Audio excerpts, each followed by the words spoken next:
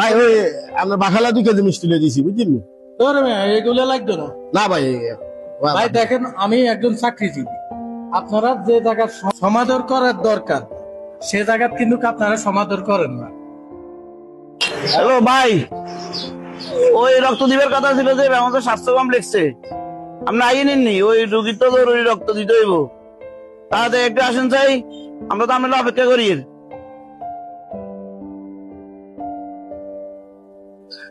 ভাই কি অবস্থা? ভালো আছেন? ফোন দিছিলেন? হ্যাঁ, ওই রক্ত দিবার ফোন দিয়েছিলাম। ইয়া তো পেশেন্ট কোথায়? ভিতরে? পেশেন্ট ভিতরে রক্ত কে দিব?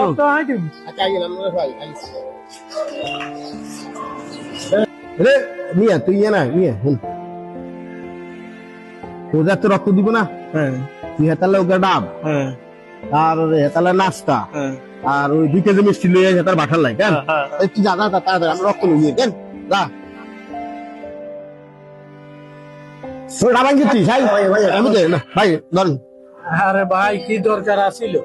ডাব দিয়ে খান কেন দরকার নাই তো আঙ্গরে এত সমাধা করার দরকার নাই ভাই। আল্লাহ হাফেজ। হ্যাঁ ভাই চলেন কেন ভাই অনেক ভাই ওই আমরা বাখালা 2 কেজি মিষ্টি লিয়ে দিছি বুঝছেন ধরে এগুলো লাগতো না না ভাই ভাই দেখেন আমি একজন চাকরিজীবী আপনারা যে জায়গার সমাদর করার দরকার সে জায়গা কিন্তু আপনারা সমাদর করেন না। আপনাদের দরকার হচ্ছে যারা স্বেচ্ছাসেবী সংগঠনে কাজ করে, আমিও স্বেচ্ছাসেবী সংগঠনে কাজ করি। হ্যাঁ ওই যে কিছু ছাত্র আছে না মাদ্রাসার স্কুলের বা বেকার লোক রক্ত দিতে আসে, তারা আসলে তাদেরকে আদর সমাধান করবে, এদেরকে কিছু খাওয়াইবেন, আসা যাওয়ার যাতায়াত খরচ দিবেন। না ভাই তারপরে এখন শোনেন এটা আমি আপনার পরিবারলা দিছি। তো গাইস, স্বেচ্ছাসেবী সংগঠনের একটা স্লোগান আছে, স্বেচ্ছায় করব রক্তদান, হাসবে রোগী বাঁচবে প্রাণ।